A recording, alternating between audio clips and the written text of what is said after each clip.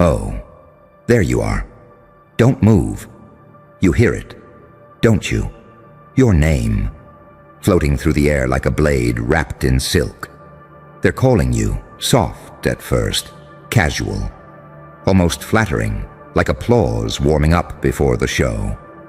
But this isn't applause, it's alignment. You think they're praising you. You think you've finally been seen. You think the universe just opened a golden door and whispered, "Come forward, chosen one." No, they're calling your name because you disrupted the balance. You weren't supposed to glow like that. You weren't supposed to survive that. You weren't supposed to evolve that fast. And now they're trying to figure out what you are. Are you the saint who forgives, or the psychopath who remembers? That's what terrifies them. You carry both. You walk into rooms with light in your eyes and blood in your memory. You smile like an angel and calculate like a demon. You forgive, but you never forget the architecture of betrayal. You love deeply, but once the line is crossed, you don't beg. You transform. They're calling your name because they can't categorize you, and people fear what they can't predict. You were quiet once, harmless once, easy to overlook. They stepped over you, they laughed around you, they dismissed you like background noise. But pain did something strange to you. Pain didn't break you, it studied you. While they were celebrating, you were dissecting your own weaknesses. While they were gossiping, you were mutating. Every insult was a blueprint. Every humiliation was a lab experiment. Every rejection was evolution forcing new muscle onto your spirit. They thought suffering would shrink you. It refined you. Now they're calling your name because something shifted. The air changes when you enter. The tone drops. The smiles tighten. The whispers multiply. They don't clap anymore. They monitor. And here's the delicious paradox. They're calling you closer because they're afraid of you from a distance. They want to measure you, test you, control the narrative before it spirals. They'll say it's an opportunity. They'll say it's recognition. They'll say you've earned it. But look at their eyes. There's calculation behind the compliment. They're not praising you. They're assessing the threat. You see, the world loves a wounded saint. It can manage that. It can market that. It can keep that soft and obedient. But a healed monster? That's dangerous. A person who has felt the abyss and decided to build a throne in it? Unacceptable. They liked you better when you doubted yourself. When you apologized for your intensity. When you dimmed your instincts to make weaker souls comfortable. Now you've stopped apologizing. Now you speak slower. Now you look people in the eyes without blinking. Now you don't react, you respond. That restraint, that's what scares them. Because unpredictability is power. When they can't predict your reaction, they can't manipulate it. When they can't read your emotional temperature, they can't steer you. When you stop exploding and start observing, you become something primal. A storm that doesn't announce itself. They're calling your name because they're trying to bait a reaction. Will you get nervous? Will you get defensive? Will you get desperate for approval? Or will you smile and let the silence stretch? Here's the truth you don't want to admit. Part of you enjoys this. Part of you likes that they're uneasy. Because for once, the power dynamic shifted. For once, you're not chasing validation, you're radiating presence. And presence is louder than praise. They're calling your name because you walked through hell and came back fluent in both languages, light and dark. You know how to be kind, but you also know how to detach. You know how to love, but you also know how to leave. That duality makes you untouchable.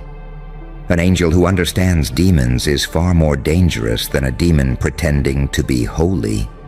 You've stopped trying to prove you're good. Now you're focused on being effective. And effectiveness doesn't beg for permission. It adapts. It evolves. It strikes when necessary. They're calling your name because the version of you they thought they understood is dead. You buried it quietly. No funeral. No announcement. Just growth so violent, it felt like betrayal to your former self. And growth like that threatens people who are still negotiating with their fears. You don't negotiate anymore. You decide. That's the shift. You used to hope they'd choose you. Now they hope you don't choose them. Let that sink in. The tables didn't turn. You flipped them. And now they're scrambling to recalibrate. They'll test your ego. They'll provoke your temper. They'll try to lure you back into the emotional cage you escaped from. Because if they can make you reactive again, they win. But you've learned something sacred. Silence is dominance. Control is charisma. Detachment is armor. You don't need to shout to command the room anymore. Your restraint does the talking. Your composure suffocates their chaos. They're calling your name because they sense the predator in your patience. And here's the darkest part. You didn't become this way by choice. You became this way because you were pushed, mocked, overlooked, underestimated. Pain carved intelligence into your bones. Betrayal sharpened your perception. Loneliness taught you self-reliance. So deep it feels supernatural. You don't panic the way you used to. You calculate. You don't cry the way you used to. You analyze. You don't chase the way you used to. You attract. That evolution? It's intoxicating. They feel it. That's why your name is echoing in rooms you've never entered. They're trying to decode you. But you're no longer operating from survival. You're operating from awareness. And awareness makes you unpredictable. Are you the saint? Yes. Are you the psychopath? Also yes, that's the secret. You are both mercy and consequence, both warmth and winter, both invitation and warning. They're calling your name because they sense you've integrated the shadow they're still running from. You're not pretending to be pure. You're integrated, and integration is power. So when they call you forward, don't shrink. Don't over-explain. Don't soften your edges to make insecure minds comfortable. Stand there, calm, measured, unapologetic. Let them wonder which side of you they're about to meet. Because that uncertainty, that tension, that quiet, controlled intensity, it's more addictive than applause. They thought they were summoning you to judge you. They don't realize they just gave you the stage. And you don't perform anymore. You dominate. They're calling your name. Not to praise you, not to elevate you, but to test whether the fire inside you is controllable. Let them find out the hard way. You are no longer the version of yourself that needed approval. You are the paradox they can't predict. And unpredictability, that's the most dangerous thing in the room. Lower your pulse. Don't let your breathing betray you. They're still saying your name, and you can feel the weight behind it now. It's heavier, slower, deliberate, like a judge tapping a gavel made of velvet. You used to crave that sound, your name, spoken with attention. You used to lean toward it like a starving animal hearing a food bowl hit the floor. Now you listen differently. Now you hear tone over words, intention over language, strategy over smiles. Because evolution through pain rewired you. They think they're summoning the old you, the eager one, the grateful one, the one who would step forward with nervous gratitude and say, "Thank you for noticing me." But that version burned, and what rose from the ashes doesn't beg. It evaluates. You understand something most people never will. Praise and threat sound identical at first. They both start with your name. They both come wrapped in warmth. They both feel like opportunity, but one feeds you, the other studies you, and you can feel which is which now. Your nervous system doesn't flutter anymore. It scans. That's what trauma did to you. It sharpened your senses. It turned you into a human lie detector. It made you hyper-aware of micro-expressions, tone shifts, the millisecond delay before someone answers. You became dangerous because you became observant. They don't know that. They think they're calling you into the spotlight. But you see the interrogation room behind the curtain. You see the subtle test, the invisible pressure, the psychological chessboard being laid beneath your feet. They want to know, are you still soft enough to control?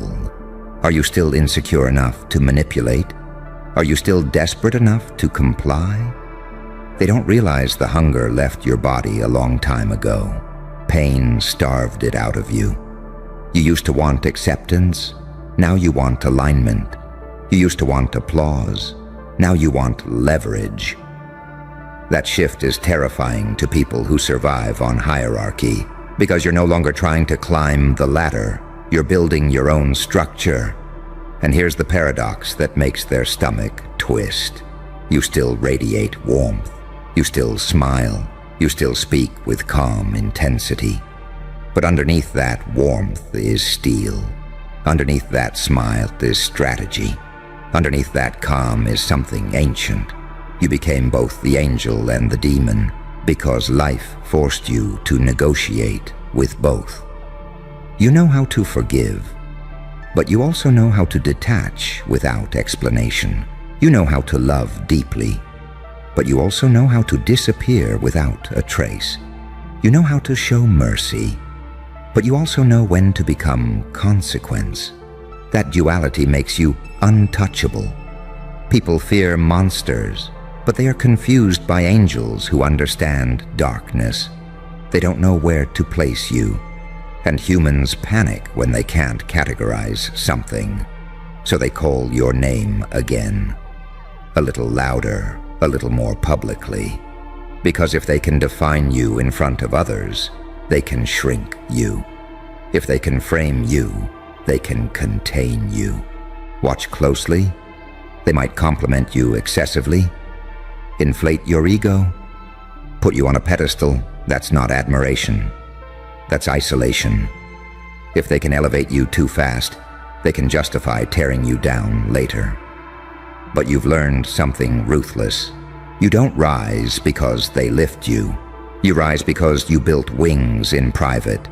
So when they call you forward, you don't glow brighter. You glow steadier. Steady unnerves people more than brilliance. Brilliance is explosive. It burns out. Steady is controlled. It endures. You became steady through suffering. Every betrayal hardened your boundaries. Every abandonment strengthened your self-trust. Every moment you were misunderstood forced you to understand yourself deeper. And now your self-awareness is lethal. Because a person who knows themselves cannot be gaslit.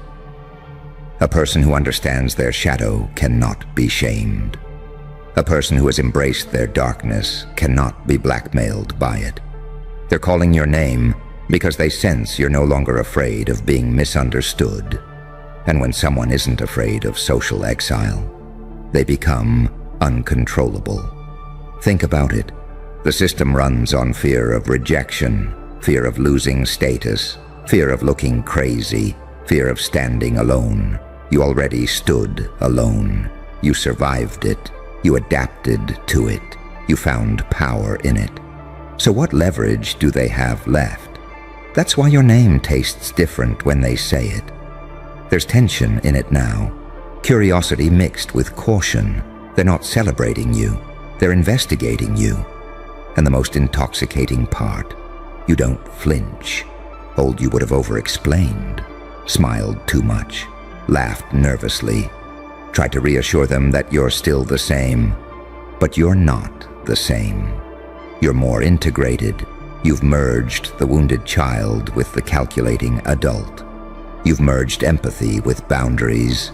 You've merged ambition with detachment. You no longer swing between extremes. You contain them. And containment is terrifying.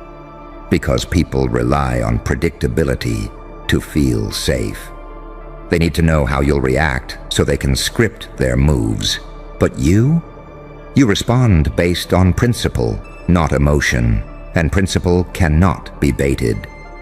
They might try to provoke you, drop subtle insults, challenge your authority, question your credibility.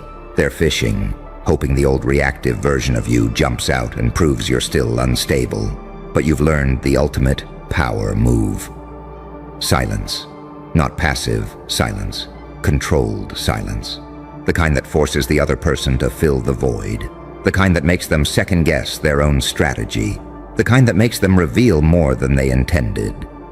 You've become comfortable in that void because you've lived there before. You've sat in rooms where no one defended you. You've endured moments where no one validated you. You've survived nights where your only ally was your own resilience. So when they call your name now, you don't tremble. You assess. You measure the energy. You calculate the motive. And then you decide. That's the difference. You decide. Not from ego, not from insecurity, but from clarity. And clarity is a weapon. You are no longer seeking permission to exist loudly. You exist precisely, intentionally, strategically. They're calling your name because something about you feels irreversible. You don't seem moldable anymore. You don't seem persuadable in the same way. You don't seem hungry for validation. You seem anchored. And anchored people can't be dragged easily. So here's the part that will make your pulse spike. When they call your name again, don't rush. Let the pause stretch. Let the air thicken. Make them wonder what version of you will respond. The compassionate one or the cold one? The collaborator or the competitor? Keep them guessing, not to manipulate, but to protect your leverage. Because unpredictability, when rooted in self-control, is dominance. And dominance doesn't need volume. It needs composure. They thought calling your name would expose you. They don't realize it revealed them. It revealed who feels threatened, who feels curious, who feels insecure, who feels inspired. When your name moves through a room, it acts like a mirror. People project onto it. Admiration, jealousy, fear, desire, and you. You simply stand there, integrated, unapologetic, evolved. They're calling your name because they sense transformation. But transformation isn't soft. It's violent. It's painful. It's isolating. And you survived all three. So the next time your name echoes in a room thick with tension, don't mistake it for praise. And don't mistake it for danger either. See it for what it truly is. Recognition of power.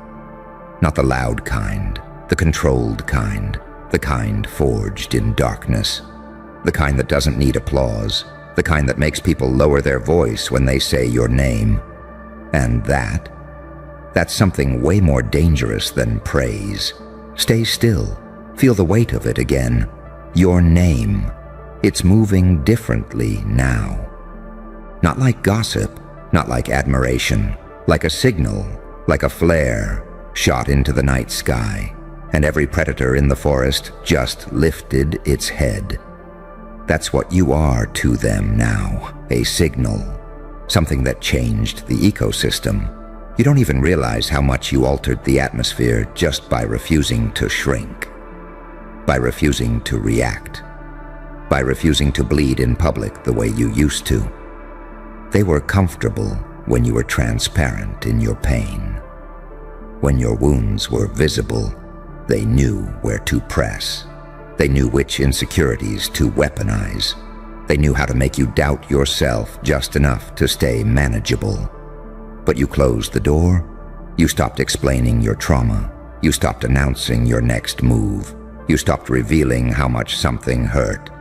And that silence, it forced them to confront their own reflection, because when you don't react, people project. They assume you're plotting, they assume you're judging, they assume you're calculating revenge. Half the time, you're just evolving.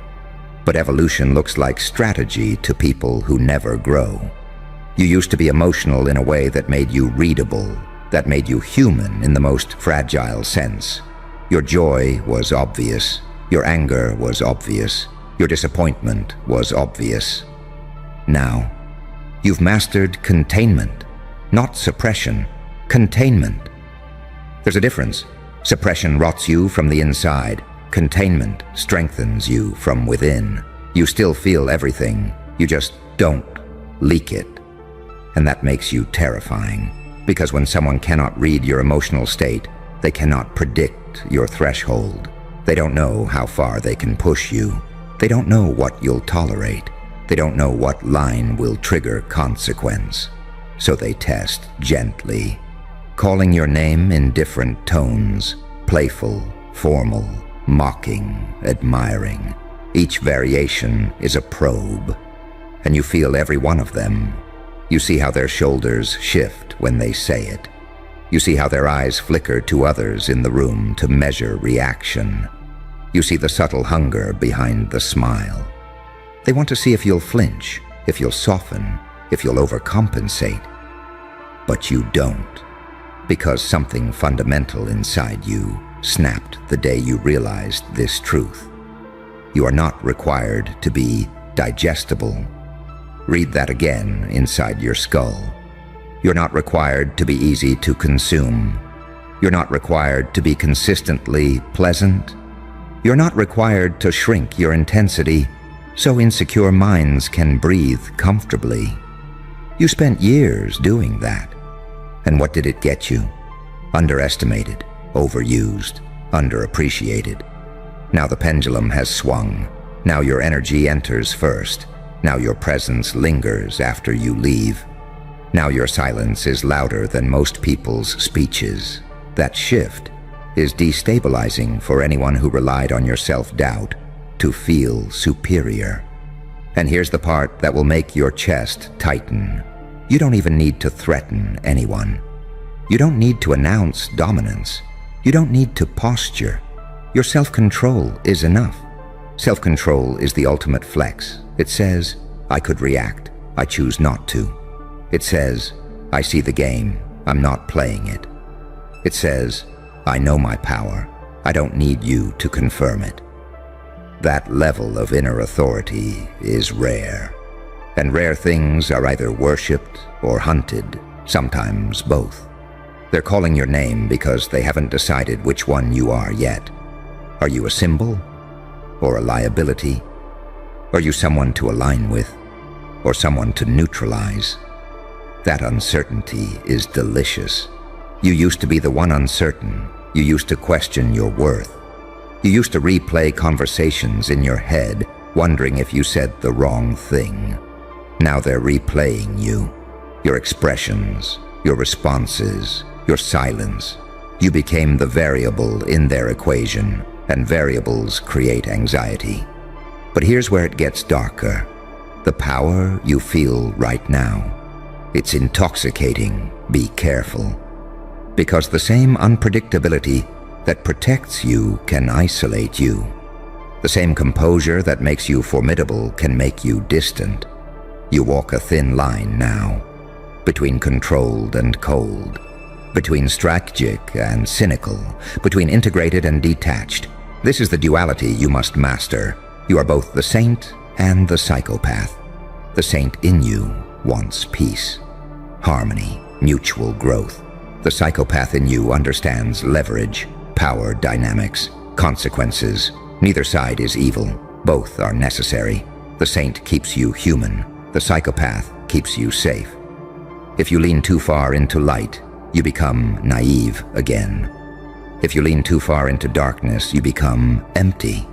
The magic is in integration, in knowing when to extend grace and when to withdraw access.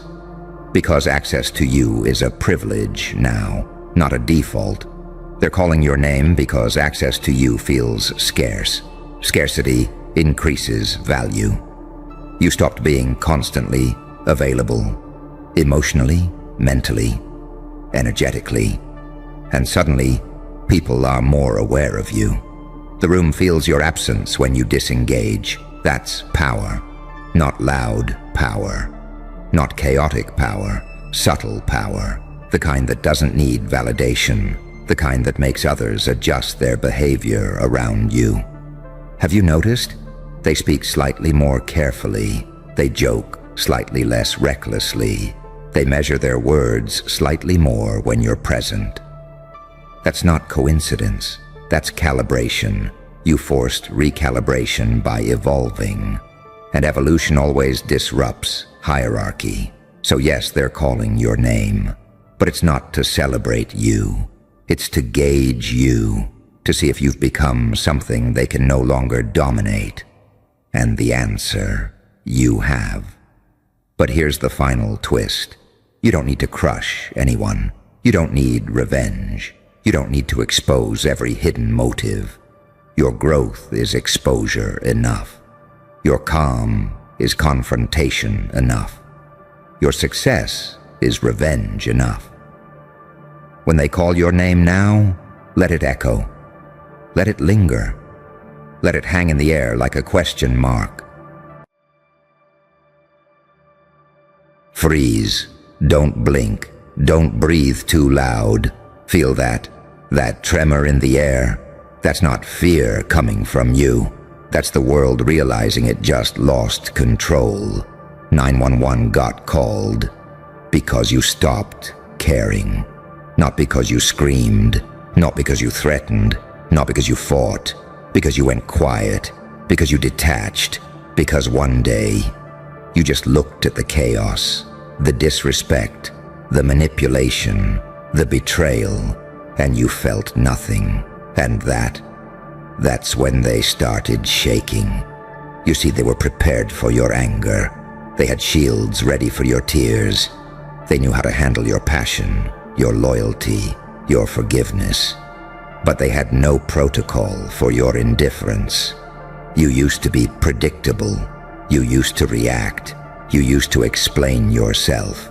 Now, you stare through people like they're ghosts in your peripheral vision, and that terrifies them. Because when you cared, you were controllable. When you cared, you were reachable. When you cared, you were human in a way that made you vulnerable. But when you stopped caring, you became something else. Something colder, something sharper, something that smiles like an angel but calculates like a psychopath. They don't know which version they're dealing with anymore. Are you the saint who forgives, or the demon who simply observes and waits? That duality is killing them. They want to label you, good or bad, nice or evil, victim or villain, but you don't fit into their little psychological boxes anymore. You evolved. Pain did that to you. Remember when you used to lose sleep over what they thought? When you'd replay conversations in your head? When you'd twist yourself into knots trying to be understood? That was the old you, the version that still believed love was enough. That effort was enough. That loyalty was enough. But pain taught you something darker. Pain taught you that attachment is leverage. Pain taught you that the one who cares the least controls the room. And when you finally understood that, you let go. Not loudly, not dramatically. You just stopped. Stopped explaining. Stopped chasing. Stopped defending. Stopped needing. And suddenly the energy shifted. They felt it immediately. The texts got longer. The calls got more desperate. The rumors got louder. Because when you stopped caring, you stopped feeding their power. And people panic when the supply runs dry.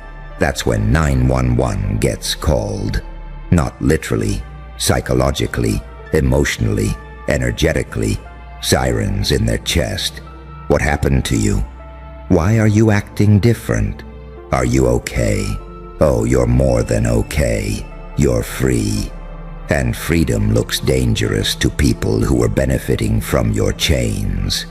They mistook your kindness for weakness.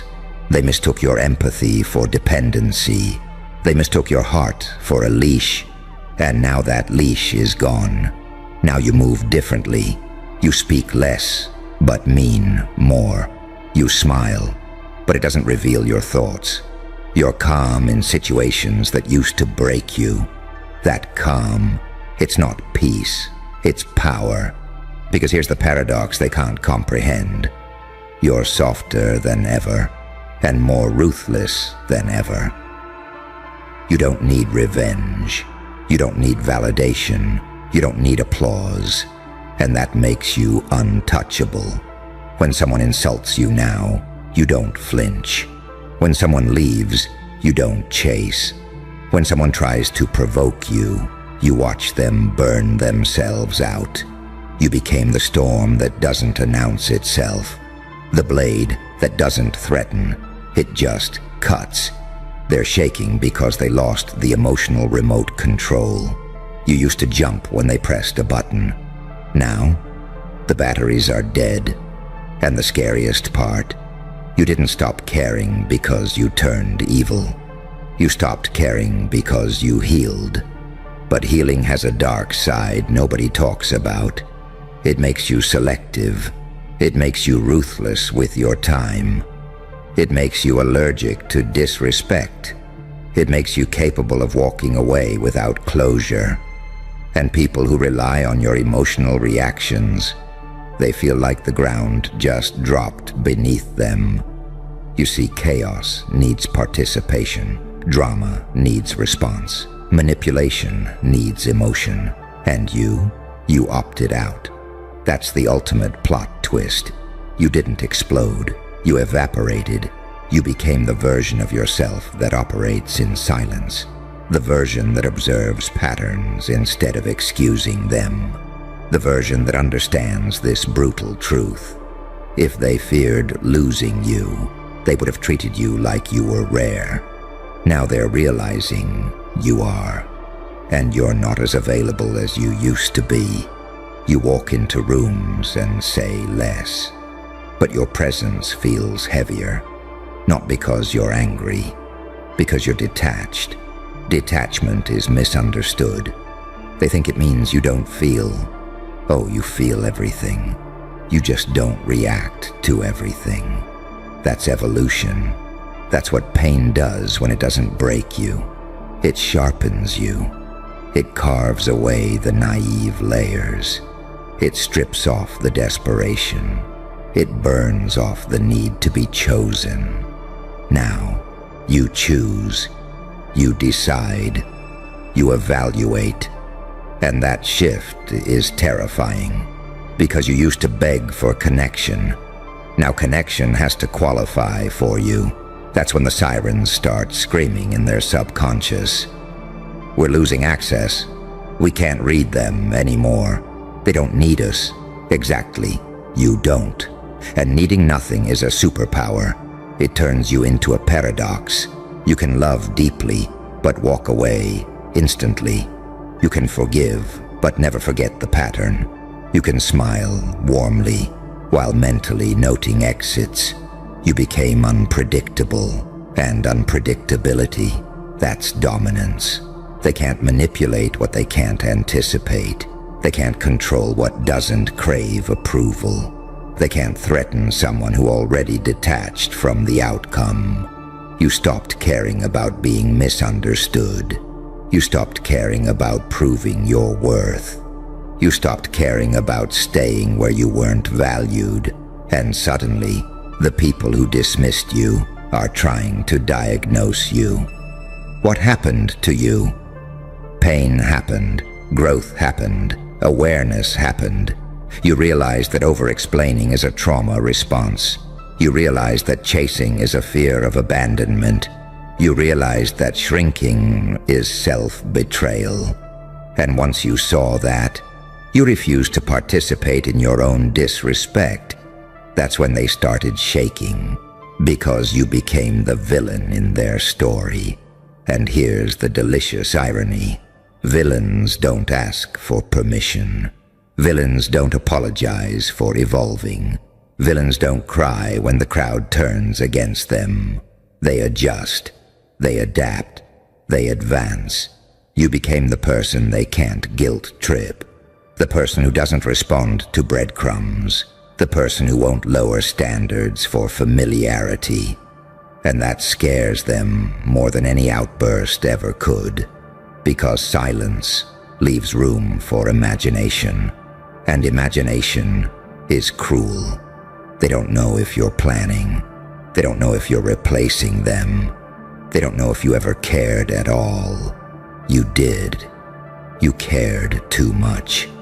That's why this version of you had to be born. The one forged in disappointment. The one baptized in betrayal. The one who understands that not everyone deserves access to your depth. You're not cold. You're calibrated. You're not heartless. You're selective. You're not cruel. You're done overextending. And the moment you stopped caring about the opinions of people who never protected your peace, that's when the power flipped. 911 got called because they felt the shift. They felt the loss of influence. They felt the absence of your emotional labor. And now they're shaking. Not because you're loud, but because you're silent. Not because you're chasing, but because you're walking. Not because you're desperate, but because you're detached. And detachment is lethal in a world addicted to reaction. So let them panic. Let them speculate. Let them try to decode you. You're not here to be understood anymore. You're here to evolve. You're here to become the kind of presence that doesn't beg to stay. The kind of energy that doesn't need validation. The kind of force that can love like an angel and leave like a demon. That's the duality. That's the transformation. That's why they're shaking. Because the version of you they controlled is dead. And the one standing here now doesn't care who calls for help. You already saved yourself. Listen closely. That ringing you hear in the distance, that's not fear in your chest. That's withdrawal in theirs. They're detoxing from you, from your reassurance, from your overgiving, from your constant emotional CPR. You used to resuscitate every dying connection. You used to shock dead conversations back to life. You used to drag relationships on life support because you couldn't stand the idea of being the one who gave up. But now, you pulled the plug, calmly, without tears, without speeches, without a goodbye that gave them closure. And that silence is louder than any explosion you could have caused. Because when you stopped caring, you didn't just change behavior. You changed identity. You became the person who doesn't need to win the argument. You became the person who doesn't need the last word. You became the person who can walk away mid-sentence and sleep like a baby. Do you understand how psychologically violent that is to someone who fed off your reactions? They're used to tugging the string and watching you dance. Now they're pulling, and nothing moves. You're not cold. You're sovereign. There's a difference. Coldness is numbness. Sovereignty is control.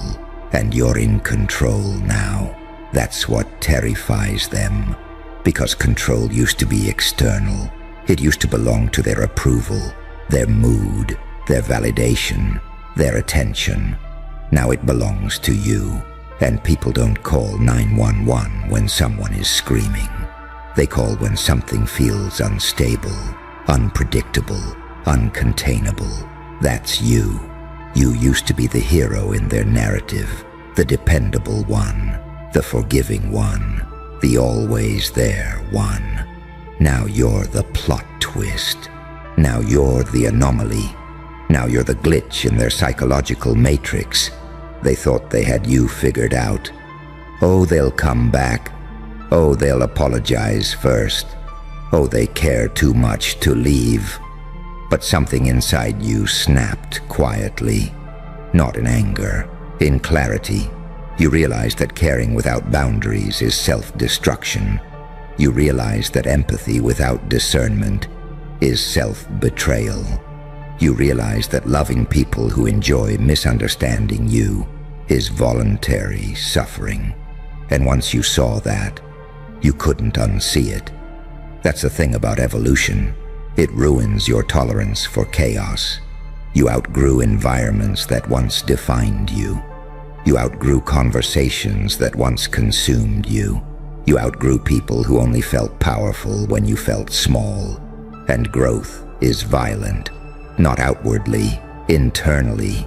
It kills old versions of you, the desperate one, the anxious one, the one who feared abandonment so much that you abandoned yourself first. That version died, and in its place, something dangerous was born. You, unattached, unapologetic, unbothered. You don't react the same. You don't chase the same. You don't beg the same. You don't even love the same. Because now your love has standards. Now your presence has prerequisites. Now your energy has a price, and not everyone can afford it. That's why they're shaking. They're not used to being evaluated by you. They're used to you auditioning for them.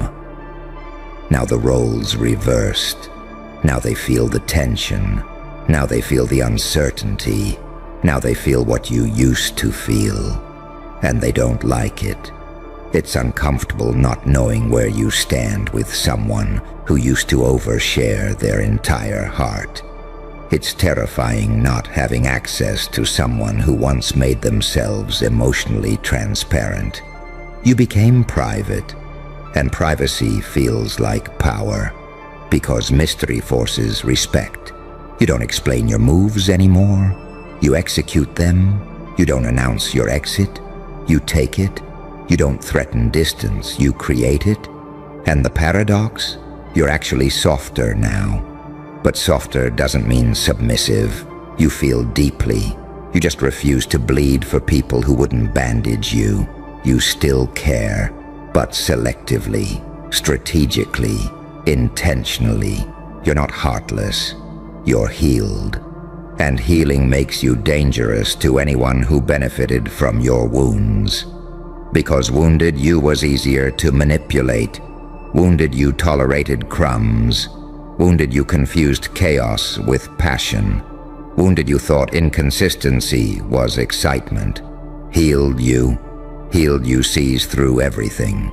The micro-expressions, the tone shifts, the subtle disrespect disguised as jokes, the half-efforts disguised as I'm trying. You see it all, and you don't confront it. You log it, you adjust, you detach, and that quiet withdrawal feels like an earthquake to people who never thought you'd leave. You're not angry, you're done, and done is colder than rage. Rage can be negotiated, done is final. When you stopped caring about being chosen, you started choosing yourself. When you stopped caring about being liked, you started being respected. When you stopped caring about losing people, you stopped losing yourself. That's the shift. That's the siren. They're shaking because the supply is gone. No more endless understanding. No more overextended empathy. No more bending your boundaries to keep peace. You became the storm that doesn't argue with the wind. You became the fire that doesn't beg for oxygen. You became the shadow that doesn't need to be seen to be felt.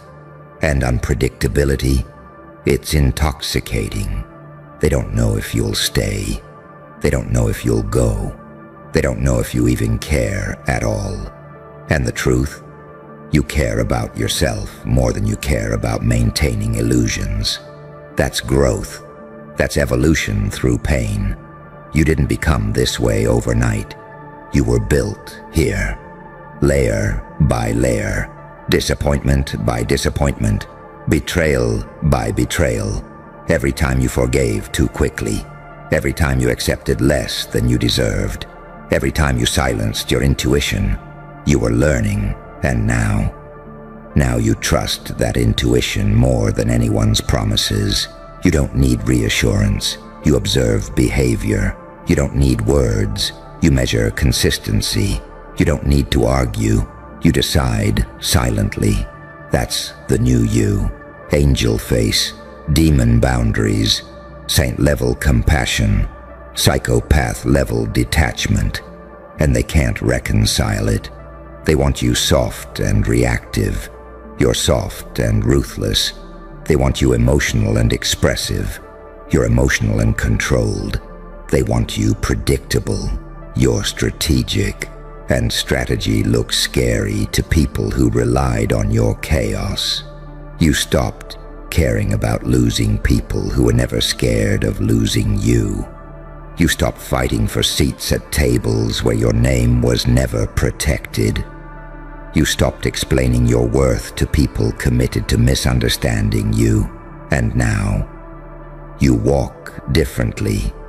You move differently. You think differently. You love differently. You're not here to prove anything anymore. You're here to experience life without self-betrayal. You're here to build without begging. You're here to connect without shrinking. You're here to exist without apologizing. And that level of self-containment, it radiates. People feel it before you even speak. They sense the shift. They sense that you're no longer available for emotional exploitation. They sense that you won't overextend just to maintain access. They sense that if they mess up now, you'll leave. No speeches, no scenes, no second chances disguised as understanding. And that possibility, that finality, that's why they're shaking. Because the old you would have stayed. The new you evaluates. And once you evaluate someone out, there's no appeal process, no emergency hotline, no 911, just silence and peace and growth. You stopped caring about being everyone's safe place. You became your own. You stopped rescuing others from the consequences of their behavior. You let them sit with it. You let them wonder. You let them feel the absence. And absence is a brutal teacher. It teaches people your value in ways presence never could. But here's the part they don't understand. You didn't stop caring because you hate them. You stopped caring because you love yourself. And self-love, when it's real, is terrifying. It has teeth. It has boundaries. It has exit plans. You can still laugh, still connect, still love deeply. But now, you can also leave without hesitation. That's the duality. That's the power. That's the evolution. You're no longer driven by fear of abandonment. You're driven by alignment. And if something feels off, you don't argue with it. You adjust. So let them shake. Let them call for help. Let them try to decode the silence. You're not malfunctioning. You upgraded. And the version of you that stopped caring about what drains you, that version is unstoppable. Because when you need nothing, you can build anything. When you fear nothing, you can become everything. And the most dangerous person in any room is the one who has nothing left to prove. That's you now. Unbothered, unattached, uncontainable. Stand still. Feel how quiet it is around you now. No chaos pulling at your sleeves. No emotional static buzzing in your ears. No desperate need to fix what keeps breaking. That's silence. That's what power sounds like when it's not begging to be heard. They're still shaking. Not because you attacked. Not because you exposed them. Not because you destroyed anything. But because you withdrew your investment. And when an investor pulls out, companies collapse. You were the emotional capital. You were the stability. You were the oxygen in rooms full of smoke. And when you stopped caring, you stopped ventilating environments that were suffocating you. Do you understand the magnitude of that? You didn't explode. You didn't seek revenge. You didn't broadcast your transformation. You simply shifted your standards internally. And that internal shift rewrote the external dynamic. Now people look at you differently. They sense a wall. But it's not a wall. It's a filter. You're not closed. You're selective. You're not bitter. You're calibrated. Before, you'd hand your heart to anyone who smiled convincingly. Now, access is earned. Trust is slow. Energy is protected. And protection feels hostile to people who are used to unlimited entry. They're panicking because they lost the emotional playground they used to roam freely in. You used to explain your silence. Now you let it speak. You used to clarify misunderstandings. Now you let people misunderstand and move accordingly. You used to chase clarity. Now you observe confusion and decide if it's worth your time. That shift, it's predatory in the best way. You became the one who hunts alignment instead of begging for acceptance. And here's the beautiful, terrifying paradox.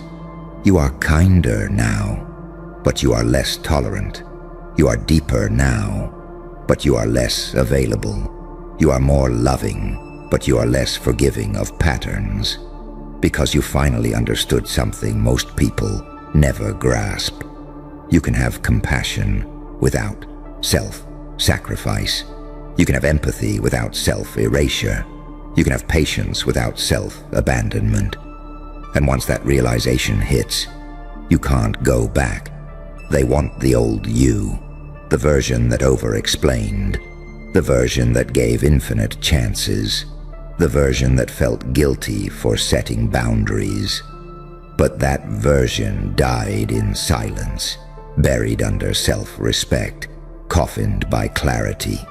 You're not interested in being the bigger person anymore, if it means shrinking yourself. You're not interested in keeping peace if it costs your nervous system stability. You're not interested in proving loyalty to people who treat you like an option. And that's what makes you dangerous. You became emotionally disciplined.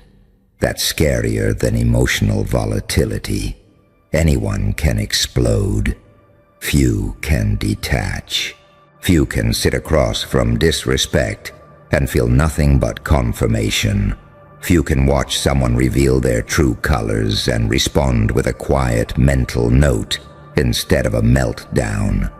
That's mastery. And mastery makes observers uncomfortable, because now they can't predict your breaking point. They can't manipulate your triggers. They can't weaponize your affection. You no longer bleed publicly. You process privately. You analyze silently. You adjust strategically. And when you leave, you don't slam doors. You lock them gently, forever. That's the part that keeps them up at night. You don't come back the same way. When you forgive now, it's conditional. When you reconnect, it's cautious. When you love, it's powerful, but not desperate. You're no longer afraid of endings. You understand that endings create space, and space invites evolution. You used to cling to potential. Now you evaluate reality. You used to romanticize effort. Now you measure consistency. You used to hope people would change. Now you accept them exactly as they are and move accordingly. That acceptance, it feels like cruelty to those who benefited from your optimism, because optimism kept you hooked. Now clarity keeps you free. They're shaking because they can feel your independence, and independence is intimidating, especially when it's quiet. You don't post about it. You don't announce it. You don't dramatize it. You simply embody it. You walk into rooms with less need, less urgency, less hunger for validation and more hunger for peace. That's evolution. Pain stripped you, disappointment refined you, silence rebuilt you. You learned that the loudest person in the room is rarely the most powerful. It's the one who can walk away without trembling.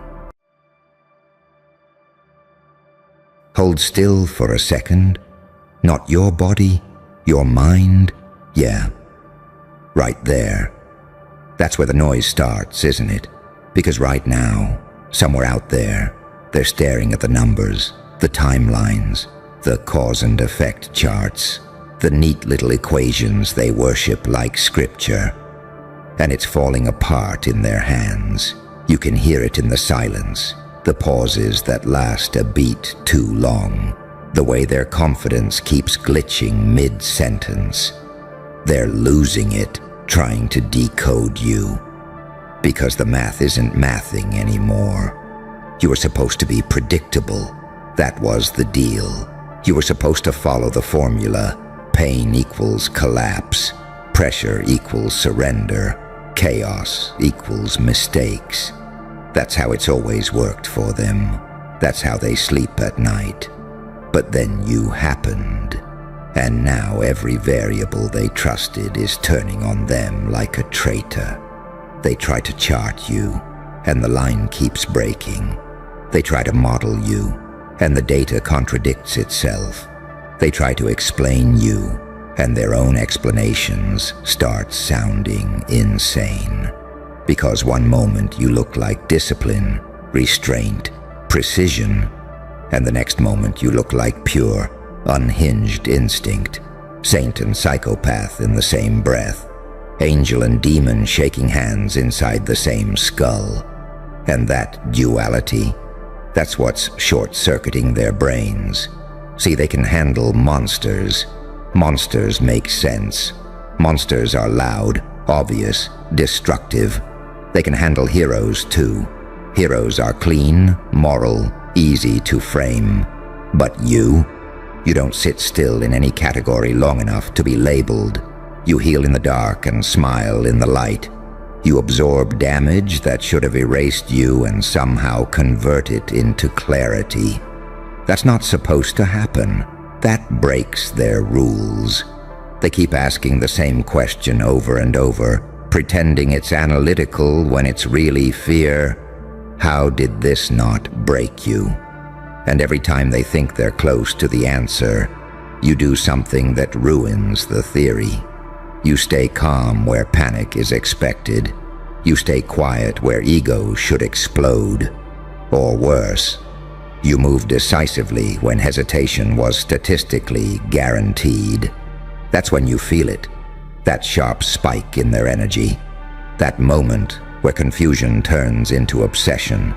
Because unpredictability like yours isn't chaos. It's controlled asymmetry. It's intelligence that learned how to weaponize pain. You didn't just survive the pressure. You studied it. You let it carve you down to the bone. Then rebuilt yourself in a shape that doesn't fit their instruments anymore. That's why their measurements keep coming back wrong. They're using old tools on a new species. They don't know whether to fear you or admire you. And that tension is driving them insane. 1 second they tell themselves you're just lucky. The next second they're watching you repeat the outcome with different circumstances and realizing luck doesn't scale like that. 1 second they convince themselves you're reckless. The next second they see the precision underneath your madness and feel their stomach drop. Because reckless people burn out. You don't. You adapt. You've become a walking paradox. Calm but dangerous. Quiet but disruptive. Detached but deeply intentional. And paradoxes are poison to rigid minds. They need straight lines. You move in spirals. They need rules. You operate on instincts sharpened by suffering. They need permission. You learned how to act without certainty. And that terrifies them more than violence ever could. They replay your moves in their head late at night, trying to reverse engineer the moment you shifted, trying to find the exact trauma, the exact break, the exact decision where you became this. But what they don't understand is that it wasn't one moment. It was 1,000 small deaths, 1,000 humiliations, betrayals, losses, silences, each one burning something useless out of you and leaving something sharper behind. You didn't evolve despite the pain. You evolved through it, and that's the part that makes the math collapse completely. Pain is supposed to reduce people. It reduced your illusions. Pain is supposed to weaken people. It clarified your priorities. Pain is supposed to make people smaller. It made you precise. So now they're stuck. They can't dismiss you because the results are real. They can't copy you because they don't have your scars. They can't predict you because you don't even think the way they think thinking works. And deep down, in that place they never admit exists, they're starting to realize something even more disturbing. You didn't beat the system by breaking it. You beat it by outgrowing it. That's why the room feels different when you enter now. That's why conversations shift. That's why people hesitate before speaking around you. They sense it. The anomaly, the intelligence that doesn't announce itself. The power that doesn't rush. The presence that doesn't need validation. You're not loud, but you're felt. And that kind of influence doesn't come from dominance. It comes from depth. You're living proof that the equation they taught everyone is incomplete. That discipline plus suffering plus self-awareness can create something they don't have language for yet. You're what happens when someone survives the fire without letting it turn them into ash or armor, but into signal. And now they're staring at the evidence, sweating over the charts, whispering to themselves that something's wrong with the data. Not realizing the truth is much worse for them. There's nothing wrong with the data. There's something different about you. They keep going back over it, again and again, like if they stare long enough, the universe will apologize and correct itself. They rewind conversations. They screenshot moments. They analyze pauses, tone shifts, timing. They ask themselves what you were really thinking when you said that thing so calmly, when the room expected panic. And every replay makes it worse because the more they look, the less it lines up. You weren't reacting. You were choosing. That's the detail they can't swallow. Most people are predictable because they're reactive. Push here, they flinch. Take this away, they chase. Threaten that, they fold. That's the math they've memorized. That's the grid they live on. But you stepped off the grid somewhere along the way, quietly. No announcement, no rebellion arc. Just a slow, internal recalibration where you stopped needing the outcome to feel safe. And that's when you became dangerous. Because when someone no longer needs certainty, leverage stops working. When someone no longer needs approval, manipulation loses its teeth. When someone no longer needs to be understood, explanation becomes optional. You move from impulse to intention, from reaction to direction. And now they're watching you operate like a closed system, self-fueled, self-correcting, internally anchored. And it's breaking their sense of control. They don't know whether you're 5 steps ahead or 5 steps detached. They can't tell if you're planning something, or if you've already let go of the game entirely. And that ambiguity, that silence between possibilities, that's where their anxiety lives now. Because ambiguity is where power hides. You learned something in the dark that most people never learn in the light. Clarity doesn't come from answers. It comes from surviving unanswered questions. While they were demanding explanations from life, you were learning how to function without them. While they were negotiating with fear, you were letting it pass through you, studying its shape, its patterns, its tells.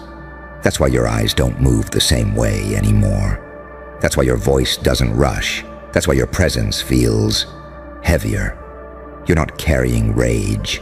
You're carrying resolve. And resolve doesn't announce itself. It settles in.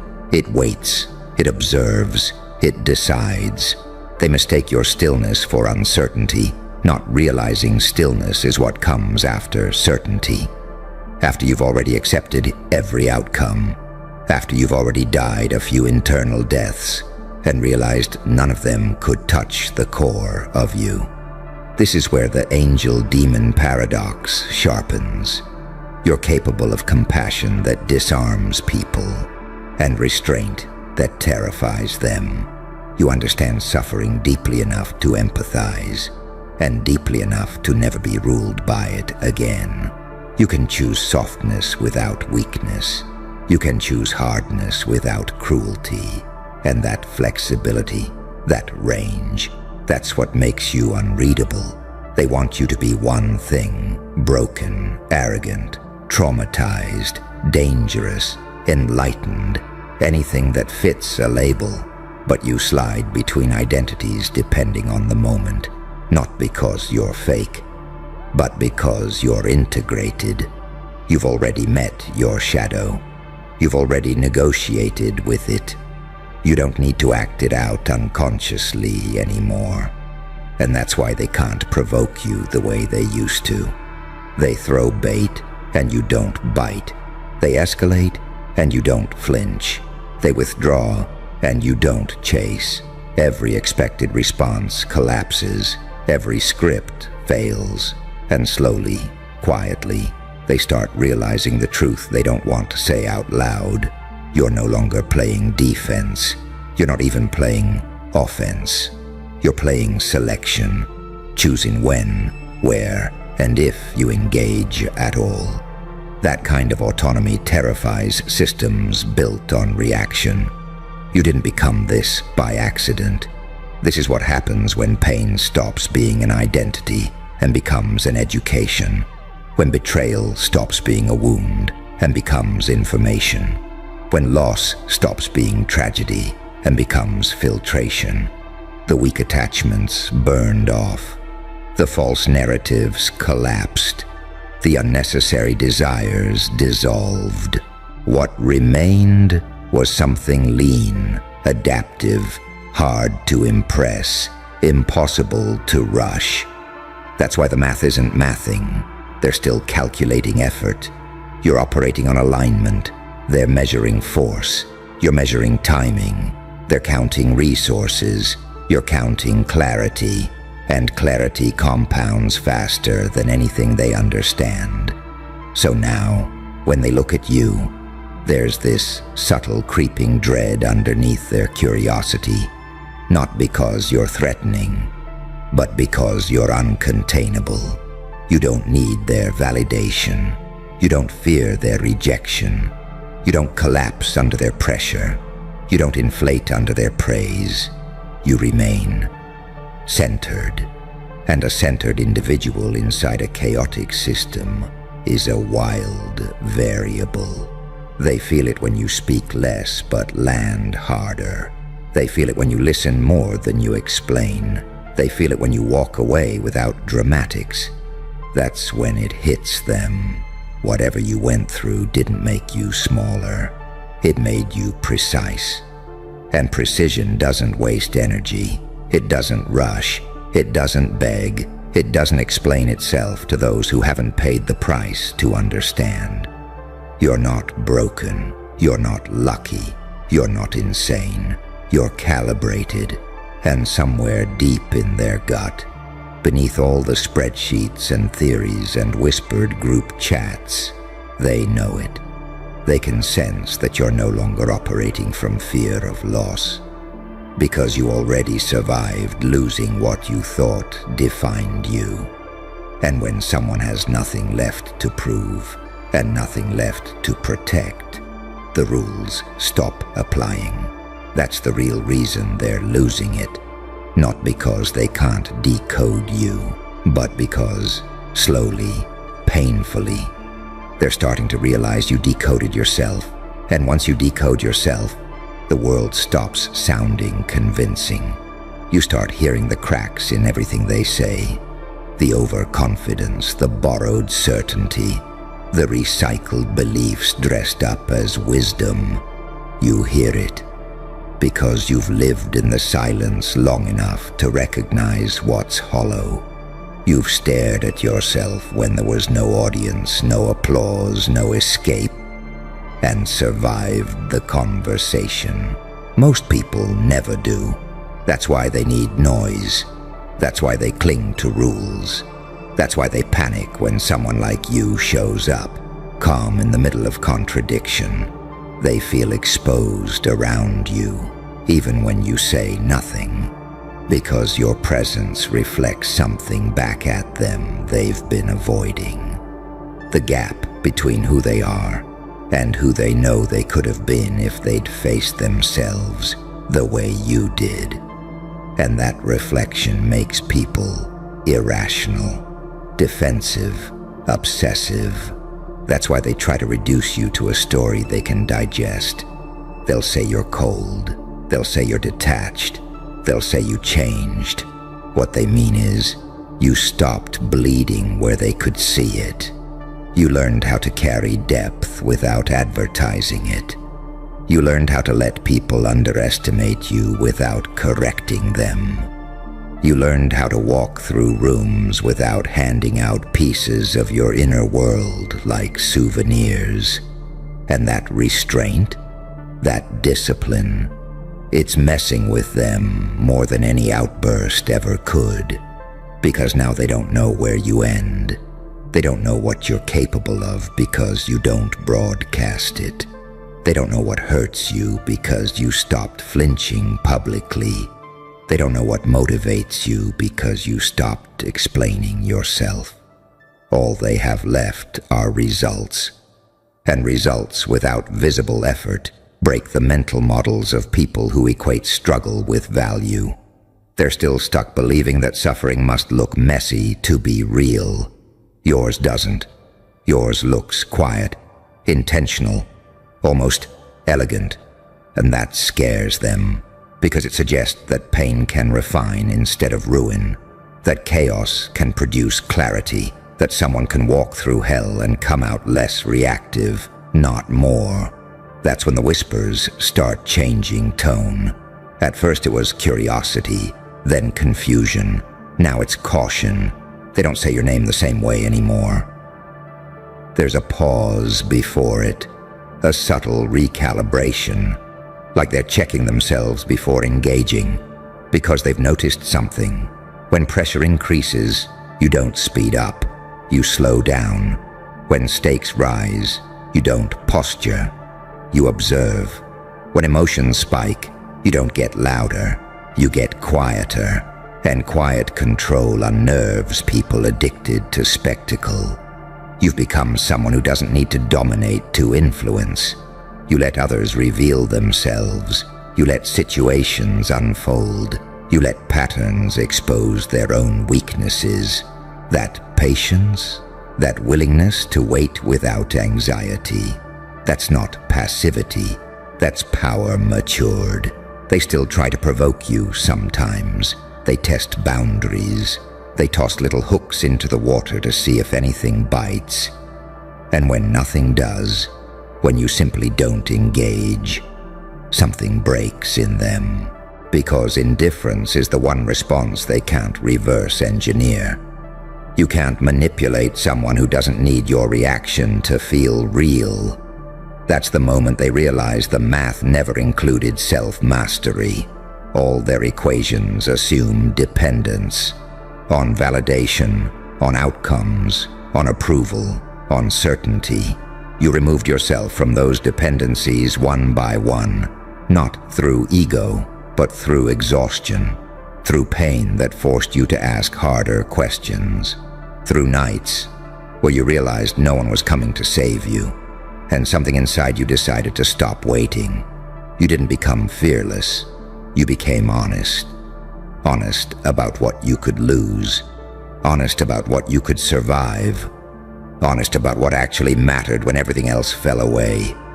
And once you stripped life down to its essentials, fear lost its leverage, not because it disappeared, but because you understood it. You know what breaks you, you know what doesn't, and that knowledge is lethal to manipulation. They sense it when you don't rush to prove anything, when you let credit slide, when you don't defend yourself against misinterpretations, when you allow people to believe the wrong things about you, because you're no longer building your identity out of their perceptions. That's when they start projecting. They call you calculating because they can't read you. They call you intense because you don't dilute yourself. They call you dangerous because you don't need their permission. But the truth is simpler and more terrifying. You're free in a way they aren't. Free from needing to be liked. Free from needing to be right. Free from needing to be seen as good or bad. You've stepped outside the binary they live in. And when someone exits the frame loses relevance. That's why the system keeps glitching around you. That's why conversations derail. That's why expectations collapse. You're not here to confirm their worldview. You're here as evidence that another operating system exists. One forged in silence, pressure, self-confrontation, and deliberate choice. And once someone sees that possibility, they can't unsee it. It infects them. It unsettles them. It forces a reckoning. So let them stare at the numbers. Let them rerun the simulations. Let them argue about what you are. The math will keep failing them because you're no longer something to be solved. You're something that moves. And the most unsettling truth of all, the one that keeps them awake, the one they won't admit even to themselves, is this. You didn't become unpredictable because you're lost. You became unpredictable because you're finally in control. And here's the part they really can't stand. The part that doesn't show up in any model, any chart, any projection they run at 3 a.m. while pretending this is still just curiosity. You're not accelerating anymore. You're settled. That's the shift they missed. There was a version of you that was hungry, pushing, proving, reaching. That version was loud in its own way, even when it stayed silent. It wanted results because results felt like safety. It wanted momentum because momentum felt like meaning. That version was understandable, measurable, trackable. This version isn't. This version doesn't chase intensity. It chooses precision. It doesn't seek validation. It selects alignment.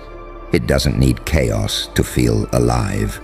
It knows when to introduce it and when to let things suffocate under their own weight. You stopped mistaking motion for progress. You stopped confusing noise for power. And that's when you crossed the line they never planned for. Because once someone no longer needs to rush, they become untouchable. Once someone no longer needs to win every exchange, they start winning the long game by default. Once someone no longer needs to explain themselves, they begin shaping reality quietly, indirectly, inevitably. They feel it now, in how outcomes keep bending toward you without you forcing them, in how people defer without being told to, in how opportunities appear without you advertising for them. They don't see the internal discipline behind it, the years of restraint, The self-denial, the brutal honesty, the moments where you chose growth over comfort and silence over ego. They just see the effect. And effects without visible effort terrify people who live off performance. You've become someone who doesn't leak energy. You don't overshare. You don't overreact. You don't overcommit. You don't over-explain. You let things reveal themselves.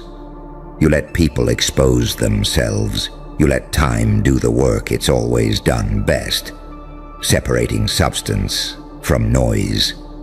That's why the angel and the demon finally stopped fighting inside you. They integrated. The compassion learned when you were weak, fused with the strength you earned when you refused to stay that way.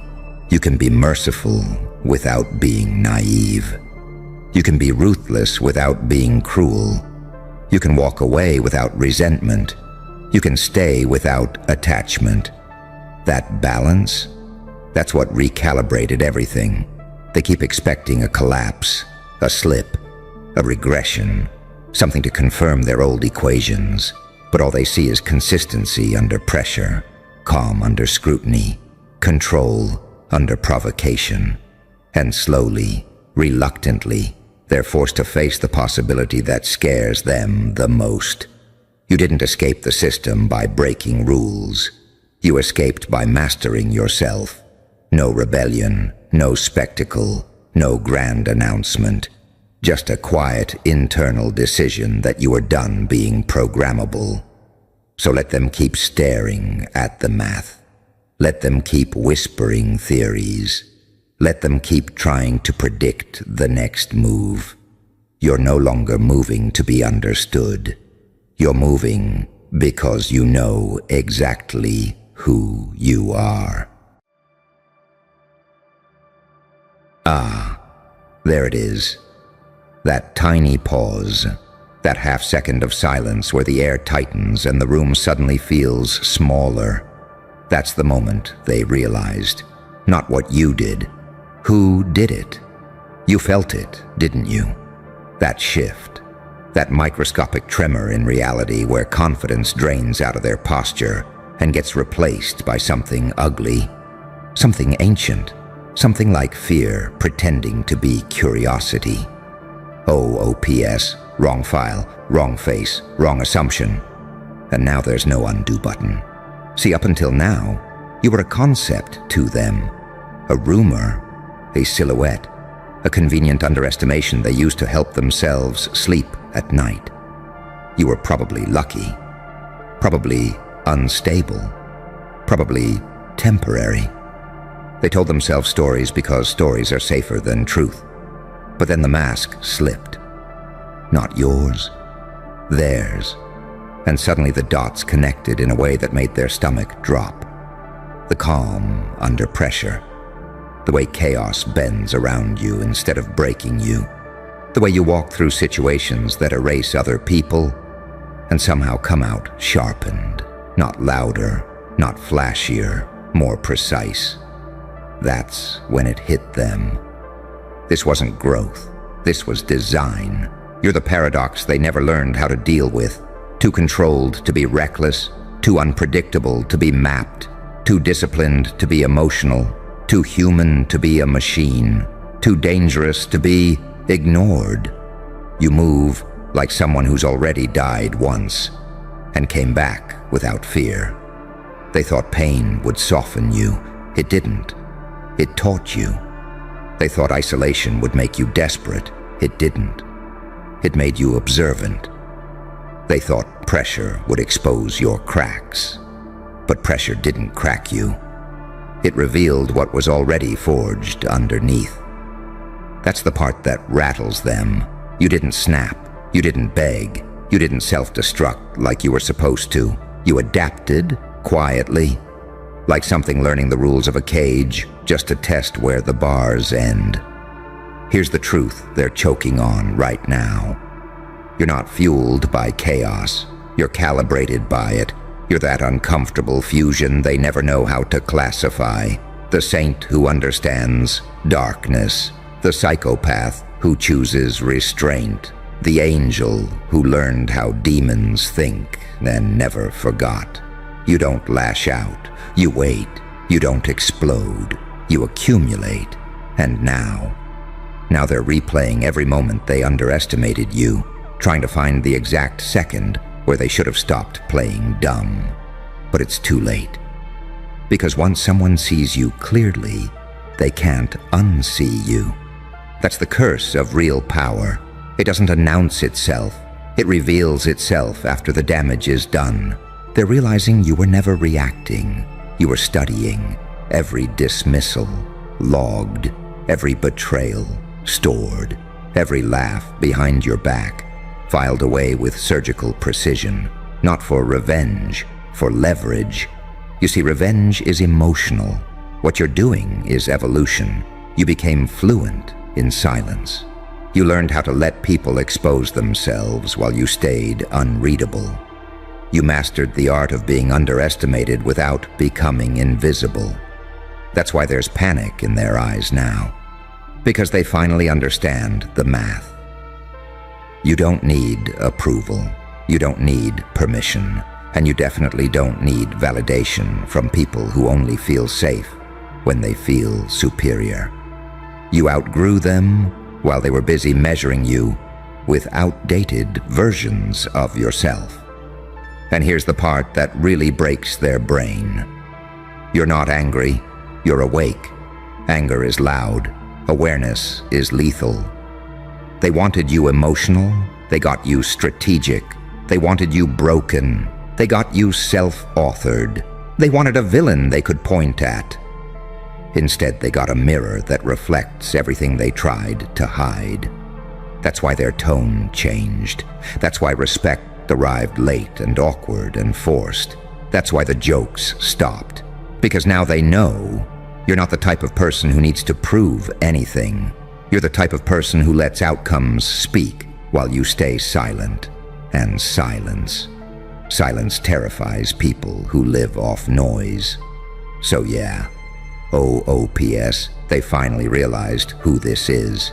And the worst part for them, you're just getting started. Not louder, not crueler, not reckless, sharper. There's no undo button for awakening, no rollback for someone who learned how to turn pain into clarity and pressure into direction. No patch for a mind that learned how systems break by surviving inside them.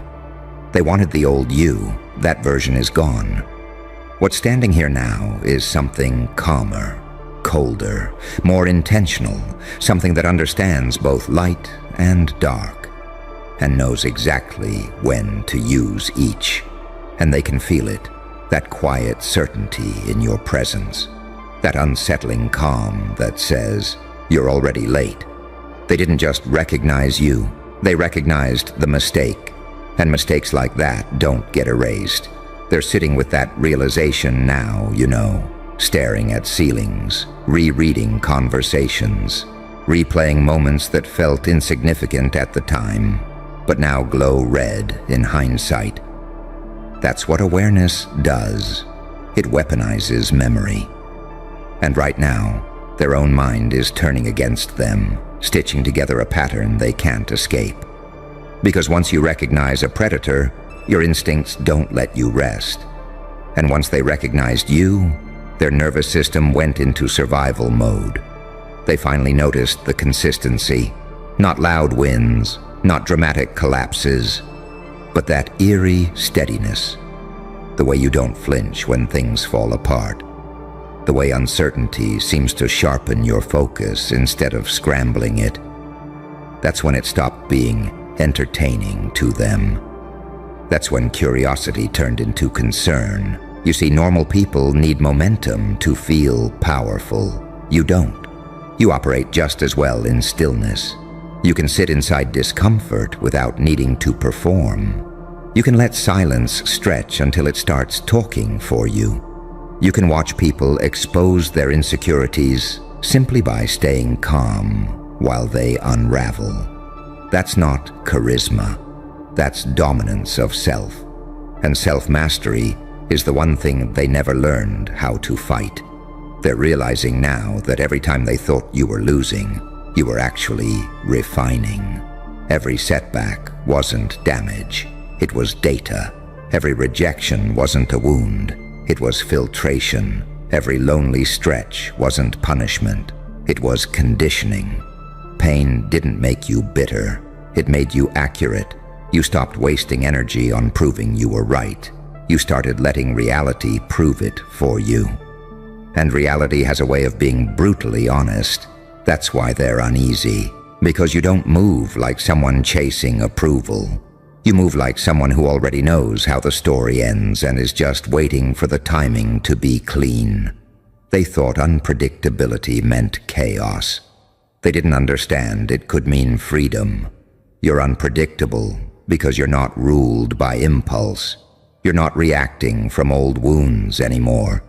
You choose when to strike, when to withdraw, when to let things collapse on their own weight. That kind of restraint looks like mercy to the ignorant. But to anyone who understands power, it looks like threat containment. They can't read you anymore. Your emotions don't leak. Your intentions don't announce themselves.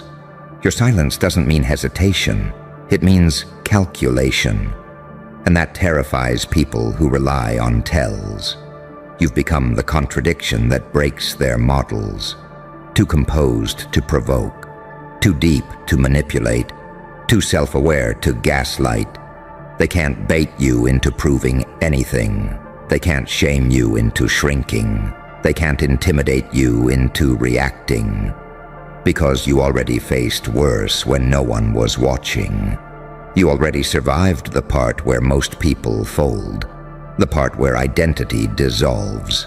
The part where you either become honest with yourself or disappear. You chose honesty. And honesty rewired you. Now you see patterns before they fully form. You sense shifts before they're visible. You recognize danger not by noise, but by absence. You don't need to dominate rooms. Rooms adjust when you enter. And that's the moment they regret. The moment they laughed. The moment they dismissed you. The moment they mistook your restraint for weakness. Because strength that announces itself is usually compensating. Strength that stays quiet is usually inevitable. They can feel it now, the loss of control. The way conversations around you feel different. The way respect shows up late, stiff, forced. The way people watch what they say, wondering what you already know. They're starting to understand something brutal. You didn't climb the hierarchy, you stepped outside of it. And systems don't know how to deal with people who aren't playing. You're not trying to win their game. You're building leverage while they're still arguing about rules. That's why there's no undo button, no apology that fits, no narrative that shrinks you back down to something manageable. They can't go back to seeing you as harmless. They can't unlearn the feeling you give them now. That quiet pressure in the chest. That sense that you're not someone to test twice. Because you're not driven by ego anymore. You're driven by clarity, and clarity doesn't rage, it executes. You're not here to be liked, you're here to be aligned with yourself. And alignment is louder than approval ever was. So let them sit with it. Let them spiral through regret and reevaluation. Let them realize too late that they misjudged the most dangerous phase of your evolution, the calm one. Because the version of you they dismissed, that version was still learning. This one knows exactly who it is. And that's the moment everything changes. And the longer they sit with it, the worse it gets. Because realization doesn't hit like a punch. It seeps in like poison, slow, relentless, impossible to ignore once it starts working through the system. They're realizing you were never chasing outcomes. You were shaping inevitability. You didn't rush, you didn't panic, you didn't scramble when the ground shifted beneath you. You adjusted your stance and let the earthquake reveal who couldn't stand. That's what separates you from them. They need certainty to function. You learned how to operate inside uncertainty until it felt like home. You stopped needing guarantees. You stopped asking for clarity from people who profit off confusion. You stopped explaining yourself to minds that only understand what benefits them. That's when you crossed the line they don't talk about. The invisible one. The moment you stop being controllable. Because control requires predictability. And you learned how to move without leaving a trail. They're realizing now that you don't signal your next move. You don't leak anticipation. You don't posture. You let things happen. And then you respond in a way that feels disproportionate. Not in force, but in accuracy. That's the part they can't stomach. You don't overreact. You end things quietly, cleanly, without drama. They mistook your patience for passivity. But patience, when combined with awareness, becomes a weapon with no warning sound. You are watching how people behave when they think they're safe. Who lies when there's nothing to gain? Who betrays when no one's looking? Who panics when pressure rises by just 1 degree? You saw it all, and you remembered. Not emotionally, strategically. You don't hate them. That would give them relevance. What unsettles them is worse. You understand them. You understand how fragile their confidence really is. How much of their identity is stitched together with validation and borrowed authority. How quickly they fold when admiration dries up and consequences enter the room. You don't need to expose them. Time does that for you. That's why they're uncomfortable around you now. Because you don't react to their masks.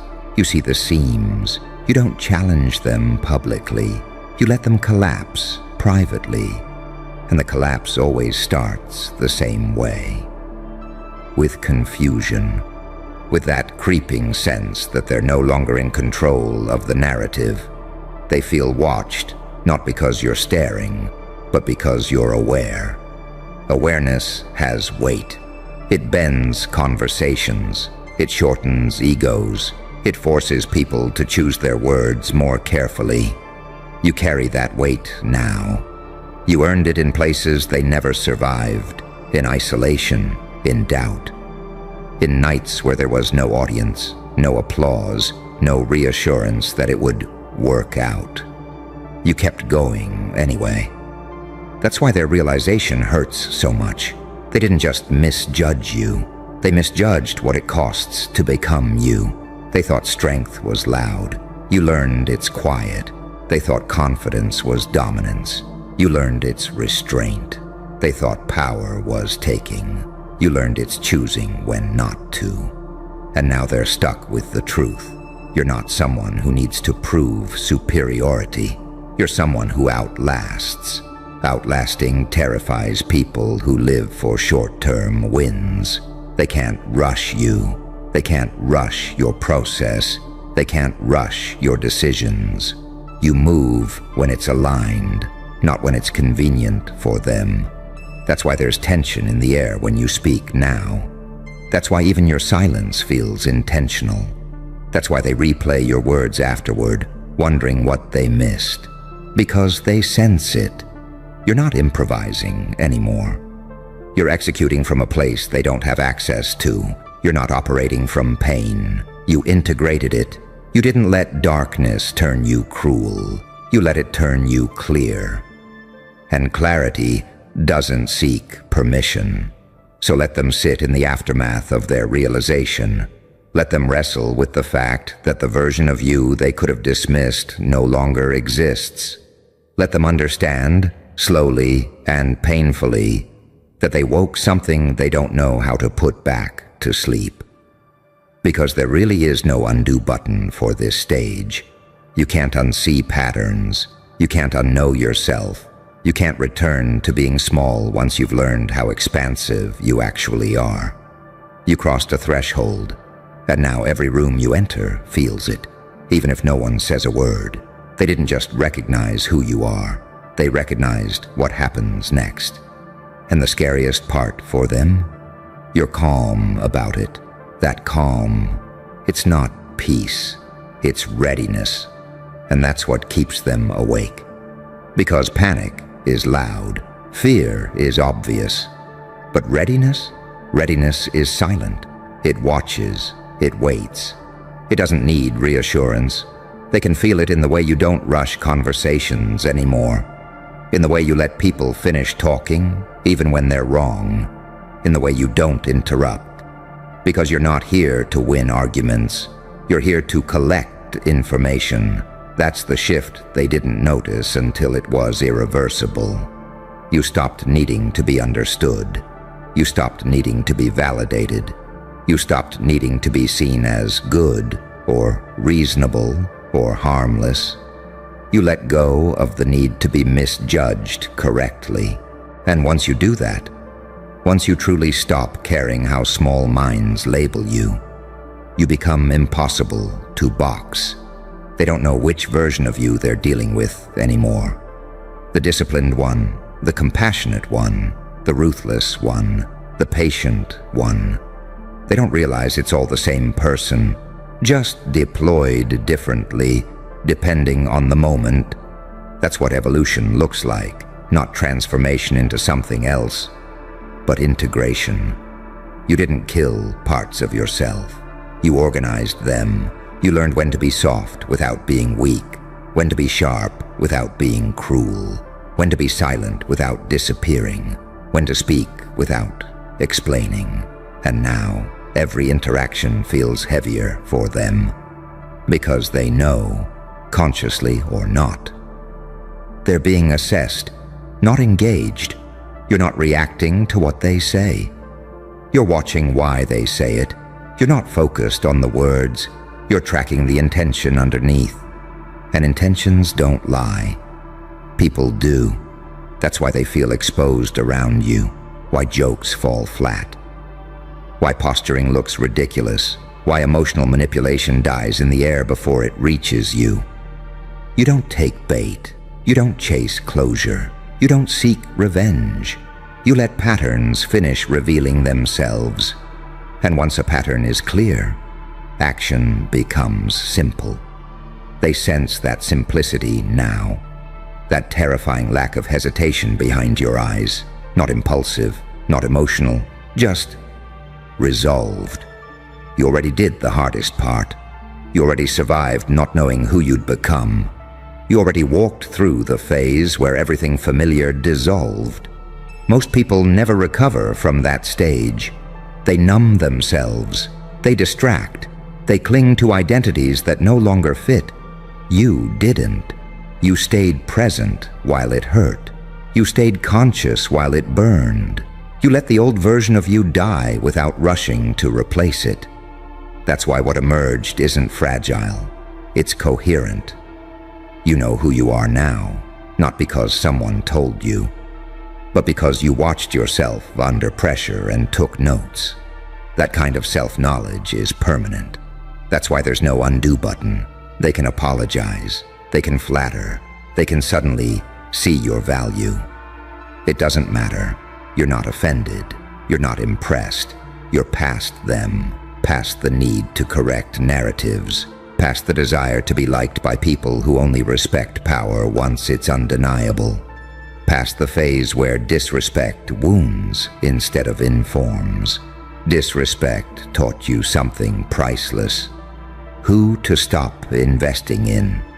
And now your energy is expensive, your time is selective, your presence is intentional, your silence is purposeful. You don't explain your boundaries anymore. You enforce them by withdrawing access. That's when people panic. Because access was the only leverage they had. They thought you needed them. They didn't realize you were evaluating them. And now, the evaluation is over. That's why they're scrambling, why the tone changed, why the respect feels awkward and late. They finally realized who this is. Not a phase, not a fluke. Not someone who stumbled into strength. Someone forged by reality. Someone trained by loss. Someone sharpened by betrayal and refined by restraint. Someone who doesn't need to announce power. Because power recognizes itself. And you feel it too, don't you? That internal stillness, that grounded certainty, that absence of urgency. You're no longer asking if things will align. You're deciding when. That's the final shift. Not dominance over others, but sovereignty over yourself. And once someone reaches that point, once they stop seeking permission from the world has no choice but to respond. They realized too late, and now they can only watch.